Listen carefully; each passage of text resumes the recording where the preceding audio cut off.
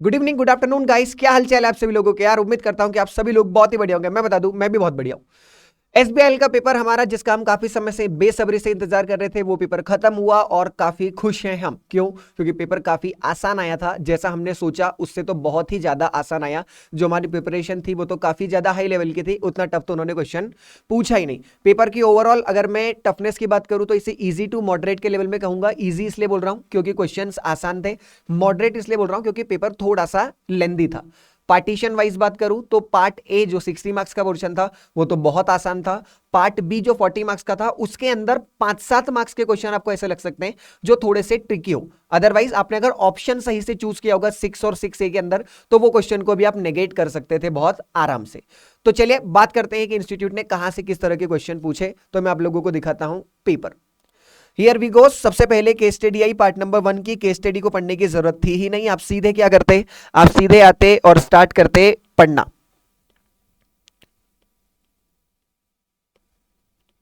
ठीक है, तो सीधे क्वेश्चन नंबर 1 का ए पार्ट देखते हैं। ए पार्ट के बारे में बात कर रहा है कि बताइए क्या टाइम लिमिट है एलएलपी एग्रीमेंट को फाइल करने की।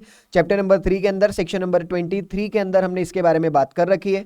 क्या क्या पॉइंट्स अनन्या और ऋतु को कंसीडर करने पड़ेंगे अगर उन्हें एक स्टार्टअप चालू करना हो। तो भाई स्टार्टअप की डेफिनेशन का ध्यान रखना, और उसके अंदर जो थर्ड पॉइंट होता है कि नोवेल और न्यू आइडिया होना चाहिए, उस बात का ध्यान रखना। अगर एमएसएमई में पेमेंट के रिगार्डिंग कोई डिस्प्यूट है तो कहां रेफर करो, चीजों को रेफर करो सेक्शन नंबर 18 के अंदर एमएसएमईएफसी के पास। फिर अगर सिंगापुर में आपको बिजनेस बनाना हो, सिंगापुर में सब्सिडरी स्टेब्लिश करनी हो, तो उसके लिए क्या करना पड़ेगा। मैंने आज सुबह ही आप लोगों को ग्रुप पे कॉमन स्टेप्स भेजी थी कि वो सिंगापुर हो, न्यूजीलैंड हो, अमेरिका हो, कोई सी भी कंट्री क्यों ना हो, बिजनेस स्टेब्लिश करने का जो तरीका होता है वो बिल्कुल सेम ही होता है। उसी तरीके से आपको यहाँ पर सिंगापुर में बिजनेस सेटअप करके आना था। और अगर आपको याद होता तो वो 7 तरह की टाइप्स ऑफ कंपनी भी आप वहां पर लिख करके आ सकते थे। फिर नेक्स्ट था कि भाई अनन्या और ऋतु को इन्वायरमेंट लॉस का कौन कौन सा कंप्लाई करना पड़ेगा। तो इन्वायरमेंट लॉ के बारे में हमने सीटीई और सीटीओ के बारे में डिस्कशन क्लास के अंदर किया था। नेक्स्ट क्वेश्चन बहुत आसान था। एलिजिबिलिटी फॉर ब्रांच ऑफिस लिख करके आना था। 4 कंडीशन थी। नेट प्रॉफिट नेटवर्थ के बारे में लिख करके आना था। लेटर ऑफ कंफर्ट नाम का एक टॉपिक था, वो भी हमने पढ़ा था, उसके बारे में आपको यहाँ पर लिख करके आना था। फिर जो बी नंबर का क्वेश्चन था, इसे आप थोड़ा सा कंपनी लॉ के पास भी ले जा सकते थे और एसबीआई में भी रख सकते हैं।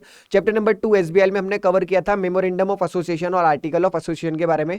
मेमोरेंडम ऑफ एसोसिएशन के अंदर कंपनी का ऑब्जेक्ट लिखा होता है, हाँ या ना। यहां पर जो कंपनी है वो इलेक्ट्रॉनिक अप्लायंसेस की मैन्युफैक्चरिंग कर रही है अभी फिलहाल में, और अभी अपने आप को रियल एस्टेट सेक्टर में ले जाना चाहते हैं। तो इसलिए इन पागलों ने क्या किया है, इन्होंने आर्टिकल ऑफ एसोसिएशन को अल्टर किया है और रियल एस्टेट का काम चालू करने लगे। कैसी बात कर रहे हो भाई, आर्टिकल ऑफ एसोसिएशन को अल्टर करने से काम क्या चलेगा, आपको मेमोरेंडम ऑफ एसोसिएशन का ऑब्जेक्ट क्लॉज अल्टर करना पड़ेगा, क्योंकि ऑब्जेक्ट तो उसी के अंदर लिखा हुआ होता है। तो आपको आर्टिकल को अल्टर करने से काम नहीं चलेगा। शेयर होल्डर जो बोल रहे हैं वो बिल्कुल बराबर बोल रहे हैं, हाँ या ना। और इस एक्ट को बाद में बोर्ड ऑफ डायरेक्टर रेटिफाई भी नहीं कर पाएंगे, ना बोर्ड ऑफ डायरेक्टर के एक्शन को शेयर होल्डर बाद में रेटिफाई कर पाएंगे। कंपनी लॉ में भी आपने इसके बारे में डॉक्ट्राइन ऑफ अल्ट्रा वायर्स के अंदर इसके बारे में डिस्कशन वहां पर होता है। फिर थर्ड के बारे में बात करें तो यहां पे हमें आइडेंटिफाई करना था कि ये कौन से तरह का कोलैबोरेशन है। तो इसके अंदर आप यहां पर इसे मार्केटिंग कोलैबोरेशन भी आइडेंटिफाई कर सकते हैं और आप इसे जॉइंट वेंचर भी आइडेंटिफाई कर सकते हैं, और उसके बारे में यहां पर आपको डिस्कशन थोड़ा सा करना था। नेक्स्ट क्वेश्चन था, एक एनजीओ था जो अपने आप को सेक्शन 8 कंपनी में कन्वर्ट करवाना चाहता था। तो बताइए कि क्या एक सेक्शन 8 कंपनी को नाम के आखिर में लिमिटेड या प्राइवेट लिमिटेड वर्ड लिखना पड़ता है या एग्जम्पशन मिलता है। चैप्टर नंबर 2 में हमने इसके बारे में बात की थी। फिर दूसरा बताना था कि सेक्शन 8 कंपनी के ऑब्जेक्टिव्स क्या होते हैं, मतलब एलिजिबिलिटी क्राइटेरिया क्या क्या होती है। फिर क्वेश्चन नंबर 2 का ई, जिसके अंदर बताया था कि एक एलएलपी है, एलएलपी का टर्नओवर है 9.55 करोड़ रुपीस। बताइए क्या इस एलएलपी के एनुअल रिटर्न को कंपनी सेक्रेटरी से सर्टिफाई करवाना पड़ेगा या नहीं। Discussion to follow in the section number 35 of the LLP act. Question number third का ए, कुछ लोग हैं जो एक सोसाइटी बनाना चाहते हैं, तो इससे आसान क्वेश्चन आ ही नहीं सकता। बताइए सोसाइटी बनाने के लिए क्या क्या डॉक्यूमेंट्स आपको रिक्वायर्ड होते हैं। बहुत बेसिक, बहुत आसान क्वेश्चन।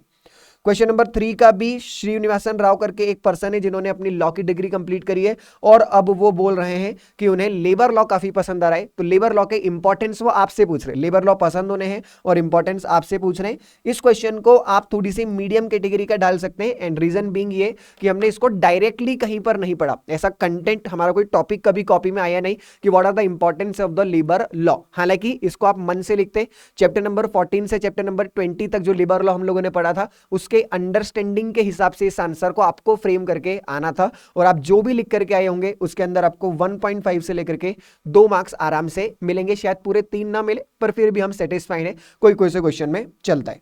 फिर इसका थर्ड वाला पार्ट था, एक प्राइवेट लिमिटेड कंपनी है जो अपने आप को एलएलपी में कन्वर्ट करना चाहती है, तो बताइए क्या कंडीशंस रिक्वायर्ड, कौन कौन सी कंडीशन आपको फॉलो करनी पड़ती है अगर आपको एक कंपनी को एलएलपी में कन्वर्ट करना हो। तो बिल्कुल हमारी कॉपी में टॉपिक दिया हुआ था जब हमने कन्वर्जन का प्रोसेस देखा था कि कंपनी को एलएलपी में कैसे कन्वर्ट कर सकते हैं, तो ऊपर कंडीशंस वाला टॉपिक दिया हुआ था। फिर डी वाला पॉइंट था, इसके अंदर बोला था कि एक जर्मनी की कंपनी ने इंडिया की कंपनी के साथ में कोलैबोरेशन किया है, वो अपनी एक इंडस्ट्री डालना चाहते हैं ग्रेटर नोएडा में। तो पूछ रहे हैं कि क्या उन्हें इंडस्ट्रियल लाइसेंस लेना पड़ेगा या नहीं, पहली बात। दूसरा, इंडस्ट्रियल लाइसेंस लेने का प्रोसीजर क्या होता है। चैप्टर नंबर 13 का आसान क्वेश्चन मैंने आइडेंटिफाई करके कल आपको शाम को बताया भी था कि इसके आने के चांसेस थोड़े से ज्यादा इस बार रहते हैं। मैंने आपको जो पीडीएफ भेजी थी उसके अंदर ये टॉपिक मेंशन था। फिर ई वाले पॉइंट की बात करें तो इसे मैं फिर भी ऐसा बोल सकता हूं कि ये थोड़ा सा हल्का सा टफ कैटेगरी का क्वेश्चन था। क्यों? क्योंकि ऐसा कोई डायरेक्ट क्वेश्चन हमने क्लास के अंदर प्रैक्टिस नहीं किया, इंस्टीट्यूट के मटेरियल के अंदर ऐसा कुछ दिया हुआ नहीं था। हालांकि आप ध्यान से इसको पढ़ते तो आपको पता चलता है कि हाँ, रजिस्ट्रेशन तो इनको करवाना पड़ेगा, बिना रजिस्ट्रेशन के आप अपने चिट फंड को नहीं चला सकते। फिर नेक्स्ट था क्वेश्चन नंबर 4 और 4A। क्वेश्चन नंबर 4 सबसे आसान क्वेश्चन, फैक्टर्स लिखने थे सीधे सीधे कि एक बिजनेस स्ट्रक्चर चूज करना हो आपको तो उसके लिए कौन कौन से फैक्टर्स आपको ध्यान में रखने पड़ते हैं। तो 16 फैक्टर चैप्टर नंबर 1 के अंदर पढ़े थे, उन फैक्टर के बारे में यहां पर आपको 3 4 5 फैक्टर लेकर के उनके रामायण गानी थी। बहुत आसान, सबसे आसान क्वेश्चन। देन क्वेश्चन नंबर 4 का बी, जिसके अंदर बोल रहे थे शॉप्स एंड एस्टेब्लिशमेंट का अगर आपको रजिस्ट्रेशन लेना हो तो उसकी प्रोसीजर क्या होती है। साफ साफ प्रोसीजर हमने, हमारा लाइसेंस नंबर 4 था ये चैप्टर नंबर 13 का, हमने इसको डिस्कस ऑलरेडी क्लास के अंदर किया है। टर्म्स एंड कंडीशन बतानी थी कि पेमेंट बैंक को क्या क्या टर्म्स एंड कंडीशंस होती है, कब आरबीआई आपको लाइसेंस देगी उन टर्म्स एंड कंडीशन को फॉलो करने के बाद। इसके अंदर बताना था MDF, multi disciplinary partnership firm, इसको क्या बोलते हैं, पार्टनरशिप फर्म। तो अगर आपको पार्टनरशिप फर्म के डिसएडवांटेज भी याद होते तो भी आप एमडीएफ फर्म के डिसएडवांटेज लिख सकते थे। हालांकि हमने एमडीएफ की रिस्क जो है वो अलग तरीके से कवर ऑलरेडी कर रखी थी।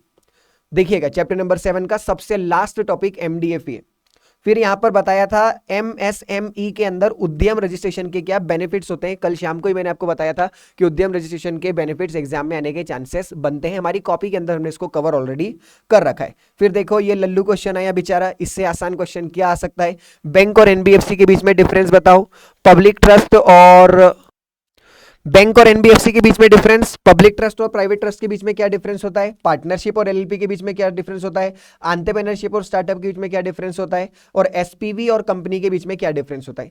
ये वाले डिफरेंस बिटवीन को अगर मैं हटा दूं, इसको हमने एज इट इज कॉपी के अंदर नहीं लिखा, पर ये जो चारों डिफरेंस है ये हमारी कॉपी के अंदर एज इट इज लिखे हुए हैं। और मैंने आपको बोला भी था कि इंस्टीट्यूट का 4A जो है वो डायरेक्ट क्वेश्चन आता है और उसके अंदर इस तरह के टॉपिक एग्जाम में पूछे जा सकते हैं। ये वाला ऑल्दो हमने डायरेक्टली कवर नहीं किया, पर दोनों टॉपिक को अलग अलग कवर किए थे। आप चाहते तो बहुत आसानी से इस टॉपिक को भी बना सकते थे।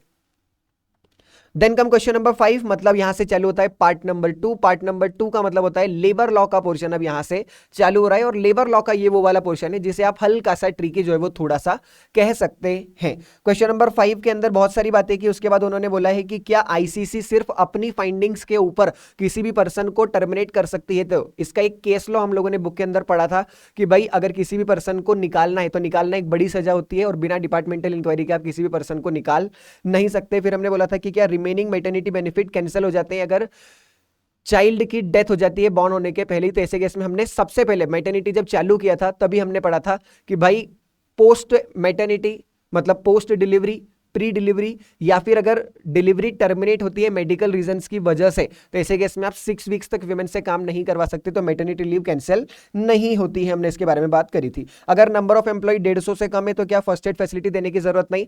कॉन्ट्रैक्ट लेबर एक्ट के अंदर हमने वेलफेयर मेजर के बारे में इसके बारे में बात करी थी। फिर इसके बारे में बात थी ड्रिंकिंग वाटर की फैसिलिटी क्या कॉन्ट्रैक्टर को प्रोवाइड करनी पड़ती है, आंसर इज यस। फिर क्वेश्चन नंबर 6 और क्वेश्चन नंबर 6A के बारे में अगर मैं बात करूं तो क्वेश्चन नंबर 6A किस बारे में था कि क्या गवर्नमेंट किसी मैटर को कंसिलिएशन बोर्ड का अभी पेंडिंग ऑर्डर है उसके पहले ही क्या मैटर को ट्रिब्यूनल में रेफर किया जा सकता है, आंसर इज यस, मैटर को ट्रिब्यूनल में रेफर किया जा सकता है। ऐसा टॉपिक था reference of dispute by the government. और दूसरे के अंदर क्या इंडस्ट्रियल ट्रिब्यूनल अपना ऑफिस 2 महीने के बाद कैरी फॉरवर्ड कर सकता है। तो इसका आंसर आपको मन से घुमा करके लिखना था कि हाँ अगर अप्रोप्रिएट गवर्नमेंट अलाउ करेगी तो ये 2 महीने बाद भी आगे जाया जा सकता है। फिर इसके बी वाले की बात करें तो बोल रहे हैं कि ईपीएफ और ईएसआईसी की एप्लीकेबिलिटी बतानी है कि कब ईपीएफ और ईएसआई एप्लीकेबल होता है, मतलब बहुत आसान क्वेश्चन। दूसरा, पीएफ प्रीवियस कंपनी से किस तरीके से लिया जा सकता है, तो पीएफ जो है वो ट्रांसफर हो जाता है, नहीं तो आप अदरवाइज कंट्रोलर के पास एप्लीकेशन करके अपना जो पीएफ का पैसा है उसे विड्रॉ कर सकते हैं। फिर ये थर्ड क्वेश्चन था, इसके अंदर सुपर एनेशन इनका आ चुका है और इन्हें क्वार्टर मिला था और ये उस क्वार्टर को खाली नहीं कर रहे हैं, तो जो एम्प्लॉयर हो रहा है वो बोल रहा है कि मैं इनकी क्या कर लूंगा, इनकी ग्रेच्युटी को रोक लूंगा जब तक ये मेरा क्वार्टर खाली नहीं कर देते। तो क्या ऐसे केस में ग्रेच्युटी को फॉरफिट किया जा सकता है? तो हमने पढ़ा था कि अगर एम्प्लॉय अपनी नेग्लिजेंस शो करता है या वो एम्प्लॉयर की प्रॉपर्टी को खराब करता है तो ऐसे केस में उसका नुकसान ग्रेच्युटी के अमाउंट में से काटा जा सकता है। फिर इसके बाद हमने बात करी क्वेश्चन नंबर डी के बारे में कि अप्रेंटिस एम्प्लॉयमेंट डिमांड कर सकता है क्या? Answer is yes. Her employer के यहाँ पर ऐसी पॉलिसी बनी हुई होनी चाहिए कि ट्रेनिंग पीरियड खत्म होने के बाद अगर एम्प्लॉय नहीं, अगर वो ट्रेनी कुछ टेस्ट को पास कर ले तो वो उसी जगह पर एम्प्लॉयमेंट ज्वाइन कर सकता है। क्या ऑब्लिगेशन होती है एम्प्लॉयर और अप्रेंटिस एक्ट के अंदर? तो भाई हमने पढ़ा हुआ है कि एम्प्लॉयर की ऑब्लिगेशन क्या होती है कि वो कॉन्ट्रैक्ट की टर्म्स को फॉलो करें और ट्रेनिंग प्रोवाइड करने का काम करें। बिल्कुल लल्लू सा क्वेश्चन हमारी कॉपी के अंदर सीधा सीधा दिया हुआ है। क्वेश्चन नंबर 6 का ये जो ऑल्टरनेटिव पार्ट है ये तो और ज्यादा आसान है। इसके अंदर पूछा था उसने कि एलसीसी के बारे में आप कितनी बातें जानते हैं, चलो जरा बता दो। तो एलसीसी के बारे में बता देना, कब एलसीसी बनानी पड़ती है, उसकी ड्यूरेशन क्या होती है, उसकी टर्म क्या होती है, कौन कौन उसके अंदर मेंबर होते हैं, उसके डिसीजन का क्या होता है। अपन ने पूरी बात ऑलरेडी इसके अंदर परसों के दिन ही शाम को की थी। फिर नेक्स्ट क्वेश्चन था specific responsibility of occupier in relation to hazardous process. Section number 41C हमने बात करी थी, स्टेट गवर्नमेंट को पावर है फैक्ट्री सेक्टर के रिस्पेक्ट में कोई भी नया कानून बनाने का और स्टेट गवर्नमेंट ने वो पावर एक्सरसाइज करके ये वाला बनाया है। बहुत आसान, ये मैं आप लोगों से वीकली टेस्ट और मंथली टेस्ट दोनों के अंदर पूछ चुका था। फिर आया तीसरा, ईआई कोर्ट कौन कौन से मैटर डिसाइड करती है। ये वाले मैटर तो मैंने आज स्टूडेंट को अंशिका को एग्जाम सेंटर पर भी बताया था और बहुत ही फेवरेट क्वेश्चन था इंस्टीट्यूट का ईएसआई में से आने वाला।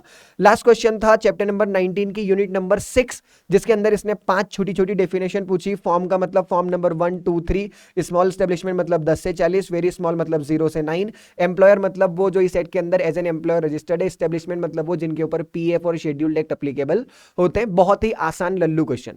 ओवरऑल अगर मैं बात करूं, और यहां पर हमारा पेपर भी जो खत्म हो गया है, ओवरऑल अगर बात करूं तो पेपर वॉज कंपैरेटिवली इजी, बहुत आसान। लास्ट अटेम्प्ट के कंपैरिजन में अभी तक जितने भी पेपर आए आई बिलीव इसमें सबसे आसान पेपर यही वाला आया है।